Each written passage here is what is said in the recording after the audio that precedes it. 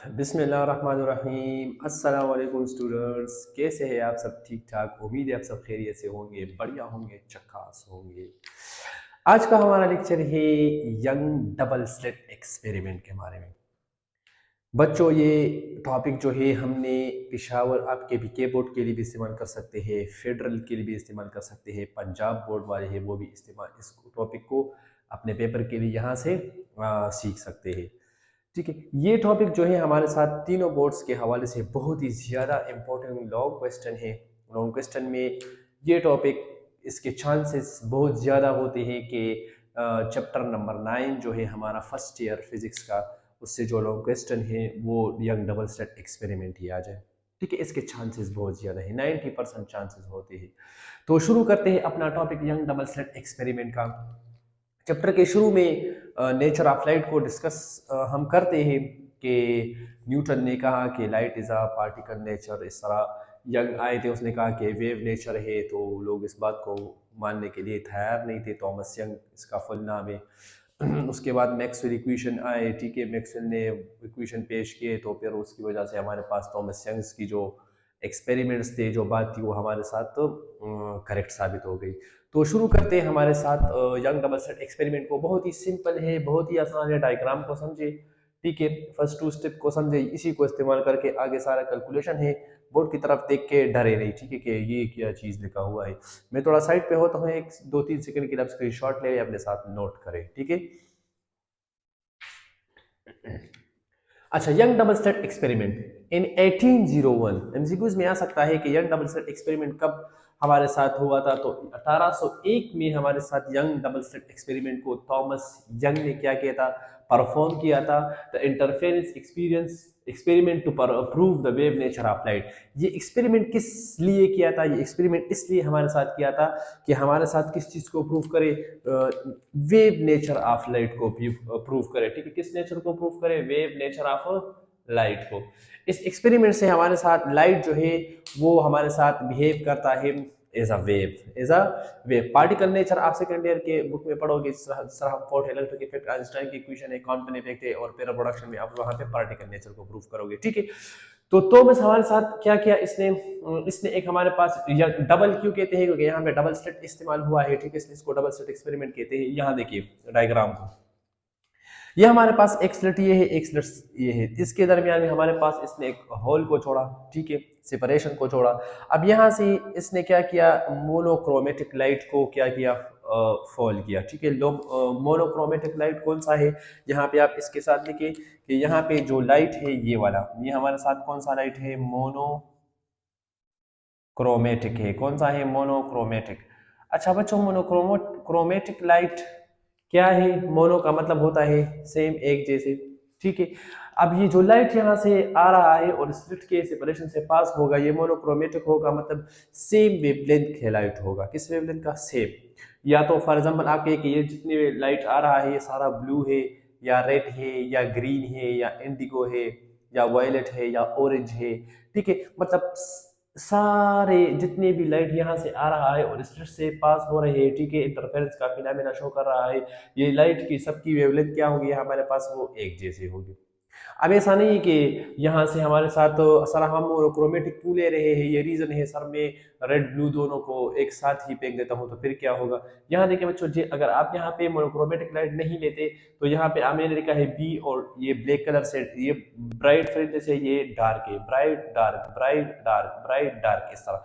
तो फिर अगर फॉर एग्जाम्पल मैंने ब्लू लाइट को किया है तो ब्लू लाइट का यहाँ पे ब्राइट बनेगा। ऐसा भी हो सकता है कि अगर मैंने इसके साथ रेड को किया, मोनोक्रोमेटिक लाइट नहीं था, तो यहाँ पे क्या पता रेड का डार्क बन जाए। तो फिर हमें पता नहीं चलेगा कि ये ब्राइट जो बना है ये ब्लू का है या रेड का है, किस चीज का है। इसलिए हम यहाँ पे उसने थॉमस ने हमारे पास किया, थॉमस ने मोनोक्रोमेटिक लाइट का इस्तेमाल किया। किस लाइट का इस्तेमाल किया?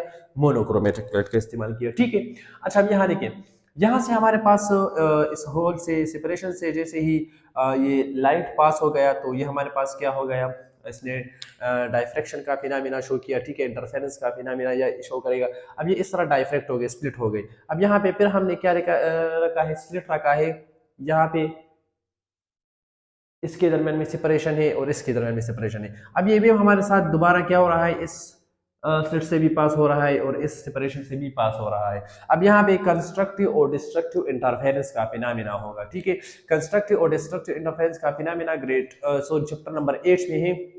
कंस्ट्रक्टिव फिनोमेना कौन सा है कि जब एक वेव का क्रस्ट दूसरे वेव के ऊपर आ जाए, ठीक है। ठीक है, दो वेव सेम मीडियम में सेम डायरेक्शन में ट्रेवल कर रहे हैं, तो एक वेव का क्रस्ट दूसरे वेव के क्रस्ट पे आ जाए, एक वेव का ट्रफ दूसरे वेव के ट्रफ पे आ जाए, तो यहाँ पे कंस्ट्रक्टिव इंटरफेरेंस का फिनोमेना होगा।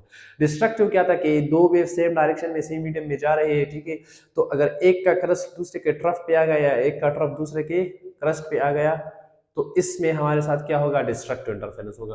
तो यहाँ पे जहाँ पे ब्राइट फ्रिंजेस बनेगा, यहाँ पे कंस्ट्रक्टिव इंटरफेरेंस होगा, जहाँ पे डार्क फ्रिंजेस बन रहा है, यहाँ पे डिस्ट्रक्टिव इंटरफेरेंस होगा, ठीक है।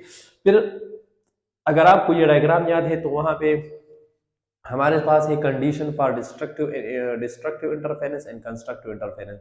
तो ये लाइन हमें शो करता है कंस्ट्रक्टिव इंटरफेरेंस और ये डॉटेड शो करता है डिस्ट्रक्टिव इंटरफेरेंस को, ठीक है।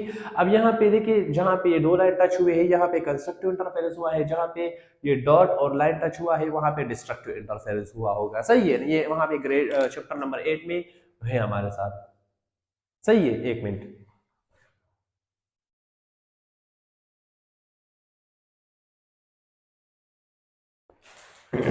अच्छा सॉरी, कुछ मसला हुआ था, ठीक है। अब यहाँ देखिए हमारे साथ क्या हो गया, ये सारा वेव ने इंटरफेरेंस का फिनोमेना शो किया। किसी पॉइंट पे कंस्ट्रक्टिव इंटरफेरेंस हुआ, किसी पॉइंट पे डिस्ट्रक्टिव इंटरफेरेंस हुआ। जहाँ पे कंस्ट्रक्टिव इंटरफेरेंस हुआ वहाँ पे ब्राइट फ्रिंजेस बने, जहाँ पे डिस्ट्रक्टिव हुआ है वहाँ पे हमारे पास डार्क फ्रिंजेस बने हैं। क्या डार्क फ्रिंजेस बने हैं। अब यहाँ देखिए ये डायग्राम हमें पूरा इन्फॉर्मेशन नहीं देता, तो फिर हम उसके लिए कैलकुलेशन के लिए ये वाला डायग्राम इस्तेमाल करते हैं, ठीक है। कौन सा वाला, ये वाला। अब यहाँ देखिए इस सेपरेशन से जो वेव, जो लाइट पास होगा, फॉर एग्जांपल उसने यहाँ से लेकर जहाँ पे हमने स्क्रीन लगा यहाँ तक, इसका ये डिस्टेंस हो गया, और यहाँ से जो हो गया वो यहाँ से लेकर यहाँ तक है। अब ये देखिए ये डिस्टेंस हमारे साथ थोड़ा ज्यादा है और ये इस लाइट ने डिस्टेंस थोड़ा सा कम क्या किया है, वो तय किया है, सही है।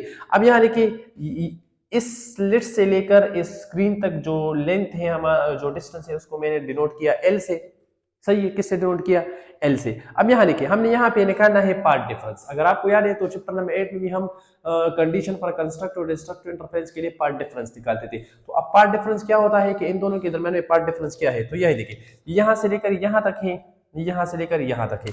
अब यहाँ से परपेंडिकुलर लाइन ड्रा करें, ठीक है। तो अगर आप देखिए तो यहाँ से लेकर यहाँ तक ये दोनों लाइन सेम है, सिर्फ हमारे पास जो पार्ट डिफरेंस आ रहा है वो इस पॉइंट से लेकर इस पॉइंट तक आ रहा है, ठीक है। तो मैंने इसको नाम दे दिया पीडी, पाथ डिफरेंस, सही है। यहाँ से लेकर यहाँ तक जो हमारे साथ वो डिस्टेंस है उसको मैंने, या इस पॉइंट को मैंने ए से शो किया, इसको बी, और यहाँ से जो हमारे पास फासला डिस्टेंस है उसको मैंने डी से शो किया, सही है ना। अब यहाँ देखिए पहले हम फाइंड करते हैं, यहाँ पे हम 6 कंडीशंस को फाइंड करेंगे। Number 1 condition for bright fringe, condition for dark fringe, position of bright fringe, फिर पोजीशन ऑफ डार्क फ्रिंज, फिर स्पेसिंग ऑफ ब्राइट फ्रिंज, और फिर स्पेसिंग ऑफ डार्क फ्रिंज, ठीक है। तो 6 यहाँ पे हम इस 6 मुख्तलिफ कंडीशंस को के लिए फार्मूला निकालेंगे।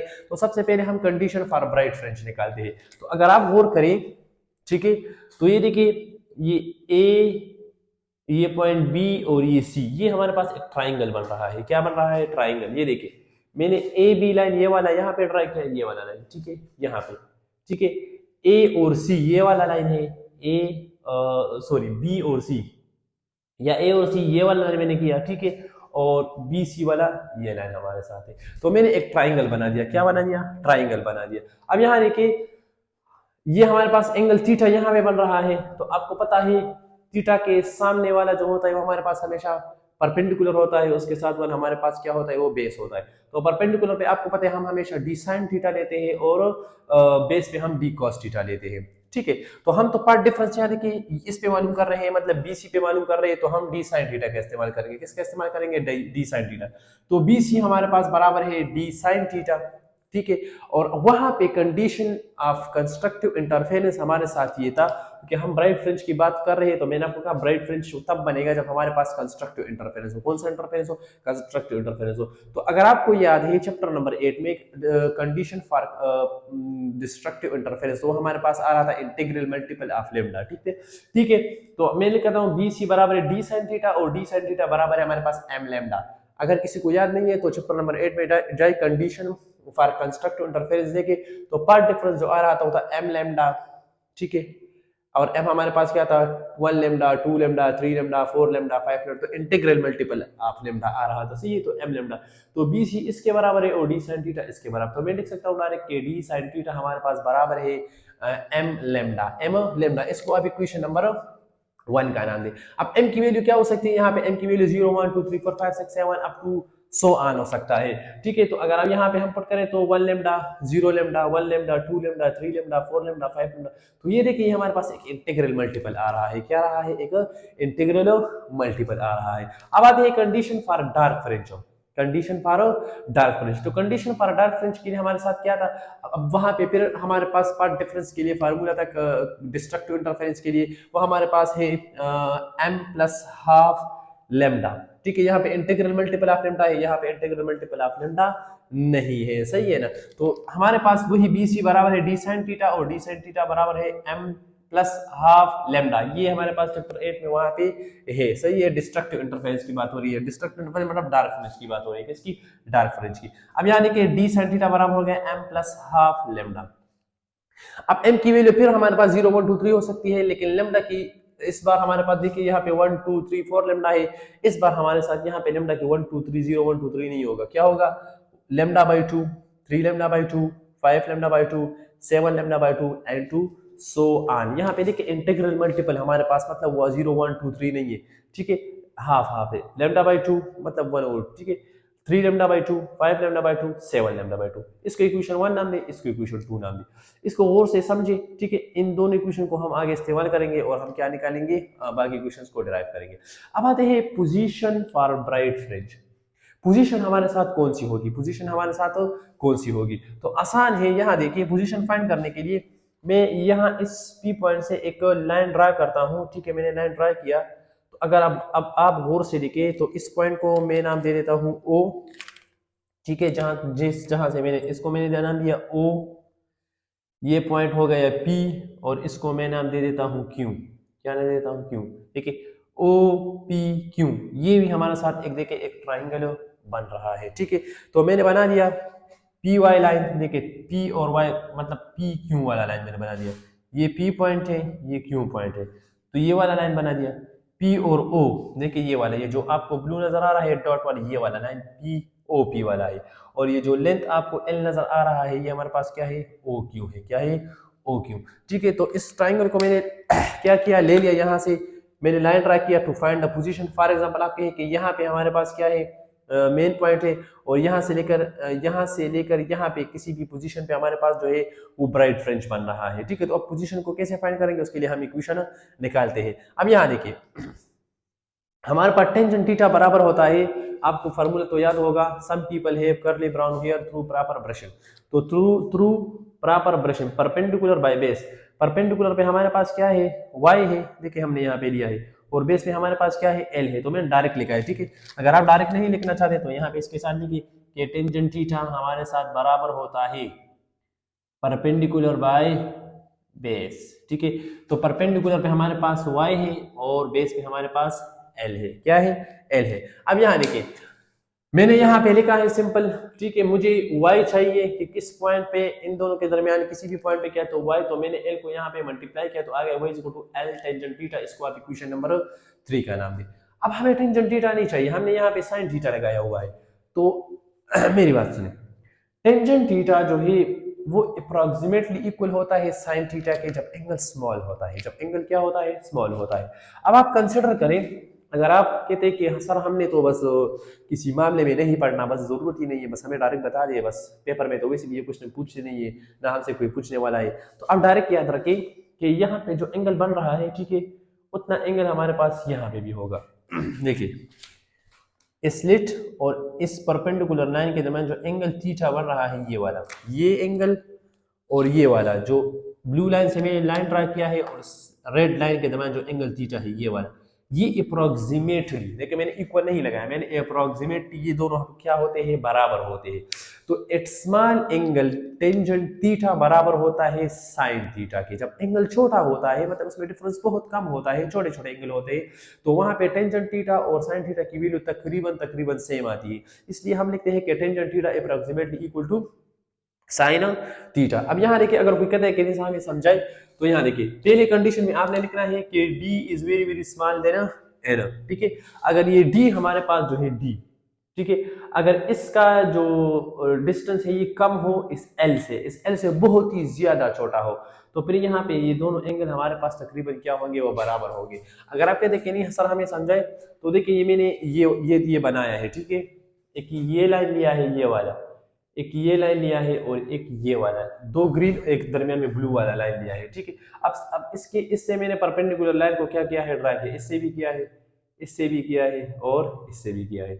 अब देखिए इनके दरमियान एंगल थीटा बन रहा है, इनके दरमियान भी एंगल थीटा बन रहा है, इनके दरमियान ये एंगल छोटा है, ये फिर थोड़ा इससे बड़ा है और ये फिर थोड़ा इससे बड़ा है, लेकिन ये तो मैंने देखिए डी ज्यादा लिया है। अगर आप इसको तो बहुत ही ज्यादा कम नजदीक नजदीक ले ले, तो तकरीबन ये सारे एंगल हमारे पास एक दूसरे के क्या होंगे, बराबर होंगे। क्या होंगे, बराबर होंगे। या बस सिंपल आप सीखिए कि इट वेरी स्मॉल एंगल, ठीक है, small angle of theta tangent theta वो तकरीबन बराबर होता है साइन थीटा के। अगर आप कह रहे कि सर प्रूफ दे, तो इस तरह करें हमारे साथ, टेंजेंट क्या करें, टेंजेंट 1 और साइन 1 की वैल्यू कैलकुलेटर से करें, ठीक है। टेंजेंट 0 और साइन 0 की करें, टेंजेंट 2, टेंजेंट 3 और साइन 3, तो तकरीबन तकरीबन ये वैल्यू हमारे साथ क्या आती है, वो सेम आती है। क्या आती है, सेम आती है, ठीक है। अब यहाँ पे मैंने कहा कि टेंजेंट थीटा अप्रोक्सीमेटली बराबर है साइन थीटा के, तो इस टेंजेंट थीटा की जगह यूजिंग इक्वेशन 1, ठीक है, मैंने इक्वेशन 1 को इस्तेमाल किया, सही है। देखिए मैंने टेंजेंट थीटा की जगह क्या लिखा, साइन थीटा, ये इक्वेशन नंबर 4 हो गया। फिर इक्वेशन 1 को इस्तेमाल करो, इक्वेशन 1 को इस्तेमाल करो, इक्वेशन 1 को मैंने उठाया, ठीक है, और यहाँ पे लिखा कि D sine theta M lambda. अब हमें साइन थीटा की वैल्यू चाहिए, तो डी को इस साइड पे क्या करें, डिवाइड करें, तो साइन थीटा बराबर हो गया M lambda divided by D.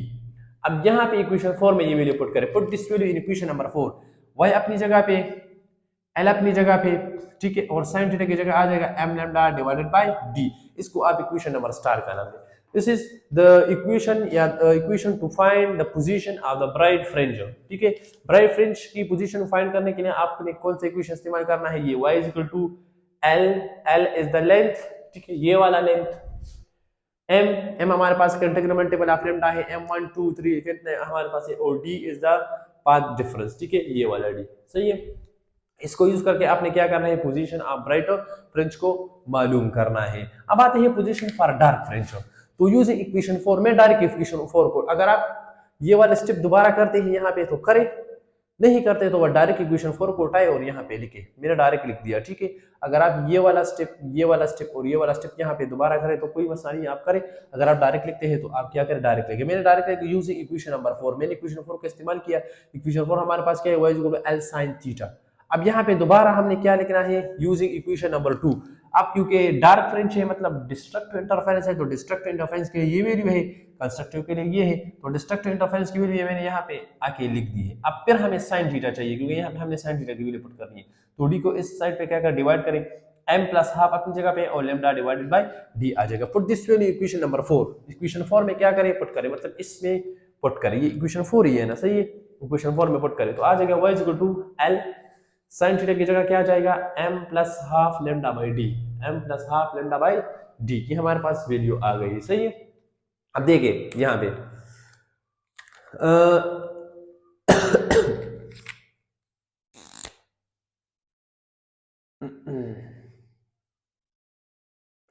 L को क्या करें, एल को मैंने इसके साथ लिख दिया, इसके साथ तो कोई मसला तो नहीं है। देखिए m प्लस हाफ अपनी जगह पे, लैम्डा अपनी जगह पे, एल को मैंने आगे इसके साथ लिख दिया क्योंकि दोनों मल्टीप्लाई में है और डी हमारे पास नीचे आ गया। इसको आप दे इक्वेशन डबल स्टार का नाम, इक्वेशन डबल स्टार का नाम। इस इक्वेशन से आप पोजीशन ऑफ डार्क फ्रिंज मालूम कर सकते हैं, equation of dark position of dark fringe को मालूम कर सकते हैं। अब आते हैं स्पेसिंग के बारे में। किसके बारे में, स्पेसिंग के बारे में।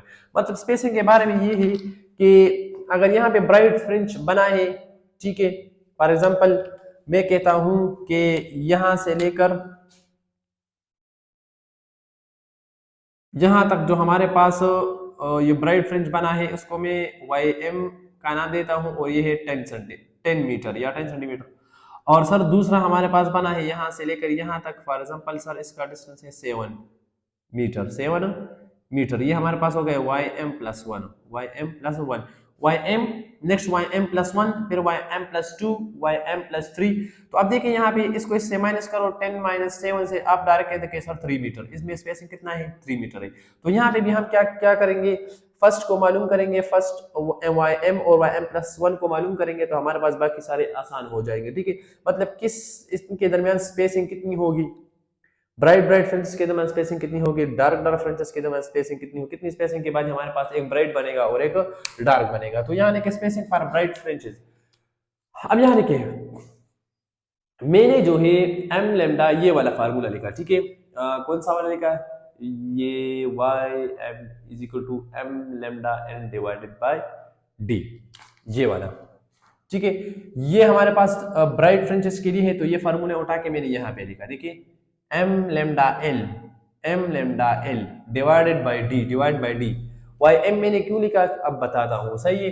अब यहाँ कि m y M plus one, अब एम है, मैंने आपसे कहा कि यहाँ पे m है, तो अब नीचे m प्लस वन होगा, तो m के साथ 1 को क्या करो प्लस करो, तो m plus one lambda L divided by D आ गया, डिवाइडेड बाय डी आ गया। अब बस बात आसान हो गई, ठीक है। m को इसके साथ मल्टीप्लाई करो तो आ जाएगा m lambda L divided by D, फिर 1 को भी इसके साथ मल्टीप्लाई करो तो 1 तो इसके साथ मल्टीप्लाई, तो यही आ जाएगा lambda L divided by D, D इसको इक्वेशन नंबर 6 का नाम दो, इक्वेशन नंबर 6 का नाम दो।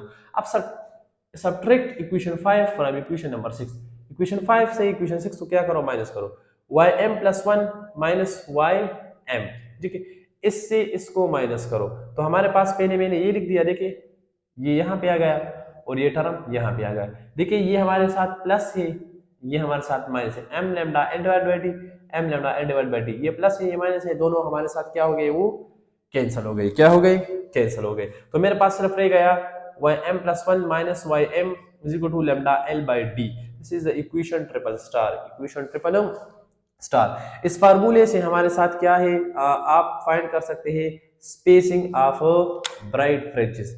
Lambda L is the length and D is the path difference, ठीक है। तो इस फार्मूले से आप क्या कर सकते हैं, स्पेसिंग को मालूम कर सकते हैं। अब आते हैं स्पेसिंग फॉर डार्क फ्रिंज, तो यहाँ पे हमने कौन सा ये वाला फार्मूला इस्तेमाल किया। अब यहाँ पे आप कौन सा फार्मूला इस्तेमाल करें, ये वाला फार्मूला इस्तेमाल करें, ठीक है। देखिए ये फार्मूला मैंने उठाया और यहाँ पे मैंने लिखा है, सिर्फ वाई एम किया है, यहाँ पे वाई है, मैंने भी यहाँ पे वाई एम लिखा है, सही है। तो बाकी यही फार्मूला और ये देखो दोनों सेम है हमारे साथ। अब फिर मैंने आपसे कहा कि वाई एम होगा, तो पहले क्या करें, इसको इसके साथ मल्टीप्लाई करें तो m lambda l divide by d, और इस हाफ को भी इसके साथ मल्टीप्लाई करें तो आ जाएगा लेमडा एल टू डी, 2 इसके साथ मल्टीप्लाई हो जाएगा, 1 इसके साथ ऊपर मल्टीप्लाई हो जाएगा, ठीक है। तो lambda l divide bye 2g, this is equation number 7। आज अब हमने कहा कि m y m है, तो आगे वाला m प्लस 1 होगा, फिर आगे वाला m प्लस 2 होगा, फिर प्लस 3 होगा, तो हमारे पास आ गया y is equal to m plus 1, m plus 1, देखिए हमारे साथ लिखा m प्लस 1, ये वाली इक्वेशन उठा दिया मैंने, plus half lambda L by D, ये इक्वेशन मैंने उठा दिया, ठीक है। यहाँ m है, m प्लस हाफ है, तो मैंने m प्लस 1 पे लिखा, m प्लस 1 और हाफ अपनी जगह पे लेमडा एल बाई डी। अब इसका एलसीएम ले ले तो ये आ जाएगा m प्लस 3/2, m अपनी जगह पे इसका एलसीएम लेते हैं तो हमारे पास आ 3/2, और ये फिर मैंने क्या किया, इसको मैंने इसके साथ मल्टीप्लाई किया तो आ गया m lambda divide by d, और इसको मैंने इसके साथ तो 3 लेमडा बाय एल, देखिए 3 ऊपर के साथ 2 नीचे के साथ मल्टीप्लाई होगा 2d, इक्वेशन 8। फिर क्या क्या subtract equation 7 from equation 8, ym plus 1 से माइनस करो ym को, तो ym प्लस 1 हमारे पास ये वैल्यू है, मैंने इसको यहाँ पे लिखा, दरमियान में माइनस है तो माइनस आ गया, ठीक है। और इसकी वैल्यू लिखे, देखिए इस ये वाली वैल्यू लिखे, minus m lambda l divided by d minus lambda l divided by d, देखिए ये माइनस है ये प्लस है, दोनों कैंसिल हो गए, ये हमारे पास अपनी जगह पे और ये हमारे पास लेमडा एल 2d अपनी जगह पे आ गया। अब इनका एलसीएम ले ले, एलसीएम लेते हैं तो 2d आता है, ऊपर 3 लेमडा एल और यहाँ पे माइनस लेमडा एल आता है। देखिए अब 2 माइनस 1 से आता है, सॉरी 3 माइनस 1 से आता है 2, ये 3 लेमडा है, ये 1 लेमडा है, वो लेमडा एल है, तो 3 से 1 को माइनस करो तो हमारे पास बचा है 2 और 2d अपनी जगह पे, 2 भी कैंसिल हो गया, तो देखिए लेमडा एल बाई डी दोनों हमारे साथ क्या है, देखिए सेम आ गए। एक ये देखिए lambda L by D, lambda L by D, इसका मतलब ये कि डार्क और डार्क फ्रिंजेस और ब्राइट फ्रिंजेस का जो स्पेसिंग है वो सेम उस पे आएगा, सेम उसकी वैल्यू जो है हमारे पास दोनों की सेम आएगा। जितने स्पेसिंग के बाद ये आएगा ब्राइट फ्रिंजेस आएगा, उतनी ही स्पेसिंग के बाद डार्क फ्रिंजेस भी आएगा, फिर उतनी स्पेसिंग के बाद नेक्स्ट ब्राइट, फिर नेक्स्ट डार्क, फिर नेक्स्ट ब्राइट, फिर नेक्स्ट डार्क। ठीक है, तो ये हमारे पास क्या हो गया, लास्ट इक्वेशन हो गया to find the spacing of dark fringes, spacing of dark fringes. अब कुछ एमसीक्यूज है यहाँ पे, हम वो करते हैं, बहुत इंपॉर्टेंट एमसीक्यूज है। एमसीक्यू नंबर 1 हमारे साथ है, which colour of the light the fringe spacing will be maximum. कौन से कलर, कौन सा colour, red, blue, green, yellow, Indigo, कौन सा कलर। ठीक है, विच कलर ऑफ लाइट, कौन सा colour of light the fringe spacing will be maximum, जहां पे फ्रिंज स्पेसिंग जो है वो सबसे ज्यादा होगा, सबसे ज्यादा होगा। ठीक है, फ्रिंज स्पेसिंग। तो अब यहाँ पे इक्वेशन को चला देखिए, फ्रिंज स्पेसिंग ये वाला देखिए, फ्रिंज स्पेसिंग जो है वो डायरेक्टली प्रोपोर्शनल लैम्डा, जिस कलर का वेवलेंथ सबसे ज्यादा होगा वहां पे हमारे पास स्पेसिंग सबसे ज्यादा होगा। तो रेड कलर का वेवलेंथ सबसे क्या है, ज्यादा है, इसलिए इसका ऑप्शन करेक्ट ऑप्शन क्या होगा, रेड लाइट। रेड लाइट का वेवलेंथ लैम्डा सबसे ज्यादा है, तो वहां पे स्पेसिंग भी सबसे मैक्सिमम आएगा। ठीक है, अब जरूरी है कि हमेशा रेड ही आएगा, बाकी कलर भी आ सकते हैं। तो आपने लैम्डा को देखना है कि कौन सा कलर का जो वेवलेंथ है वो सबसे ज्यादा होगा करेक्ट ऑप्शन में, ए बी सी डी में किस कलर का जो हमारे पास वेवलेंथ ज्यादा होगा उसमें हमारे पास जो ब्राइट फ्रिंजेस का स्पेसिंग है वो सबसे ज्यादा होगा। नेक्स्ट एमसीक्यू है, brilliant and beautiful colour in soap bubbles are due to. ठीक है, सोप बबल्स में जो हमारे साथ ब्रिलियंट और वो कलर होता है, ठीक है, ब्यूटीफुल कलर होता है, वो हमारे पास किस वजह से होता है, इंटरफेरेंस ऑफ लाइट की वजह से होता है। किसकी वजह से होता है, इंटरफेरेंस ऑफ लाइट की वजह से। नेक्स्ट हमारे पास है the appearance of colour in thin film is due to. ठीक है, थिन फिल्म में जो अपीयरेंस होता है कलर्स का, मुख्तलिफ कलर्स का, वो हमारे पास किस चीज की वजह से होता है, इंटरफेरेंस की वजह से होता है। और लास्ट वन है, fringe spacing is inversely proportional to fringe spacing. ठीक है, dark fringe, sorry, dark fringe spacing और ब्राइट फ्रिंज स्पेसिंग, ये किसके इनवर्सली प्रोपोर्शन है, तो ये देखिए स्लिट सेपरेशन डी, मैंने आपको अभी बताया डी। ठीक है, इतना स्लिट सेपरेशन ज्यादा होगा, ज्यादा होगा। ठीक है, मतलब एक दो स्लिट्स के दरमियान इतना सेपरेशन है और एक के दरमियान इतना है, ज्यादा सेपरेशन होगा तो हमारे पास स्पेसिंग क्या आएगा, वो कम आएगा, और अगर कम सेपरेशन होगा तो हमारे पास स्पेसिंग क्या आएगा, वो ज्यादा आएगा। ठीक है, उम्मीद है आपको ये टॉपिक समझ में आया होगा। फिर भी अगर आपके जहन में कोई क्वेश्चन है तो आप पूछ सकते हैं, कमेंट में पूछ सकते हैं, इंशाल्लाह उसका जवाब आपको ज़रूर मिलेगा। जिस स्टूडेंट को जिस टॉपिक में मसला होता है कमेंट में बताया करें कि सर ये टॉपिक है, इंशाल्लाह विद इन 1 डे 2 डे वो टॉपिक उसके लिए हम यहाँ पे क्या करेंगे, अपलोड करेंगे। काफ़ी टाइम बाद मैंने लेक्चर को अपलोड किया है, काफ़ी वक्त के बाद कुछ मसले मसाइल थे, कुछ प्रॉब्लम थे, उस वजह से। बाकी जिस सेम टू सेम पेपर में आ जाए तो आपने बिल्कुल सेम टू सेम इसी तरह लिखना है, एमसीक्यूज़ को अपने साथ नोट करें। ठीक है, इसके साथ लिखिए कि ये हमारे साथ क्या है, ये एमसीक्यूज़ है। सही है, मैंने इसके साथ लिखा नहीं, ये भी एमसीक्यूज़ है। ठीक है, और ये दोनों भी एमसीक्यूज़ है, और ये भी हमारे पास क्या है, एमसीक्यूज़ है। अपना बहुत सारा ख्याल रखिए, मुझे इजाज़त दीजिए।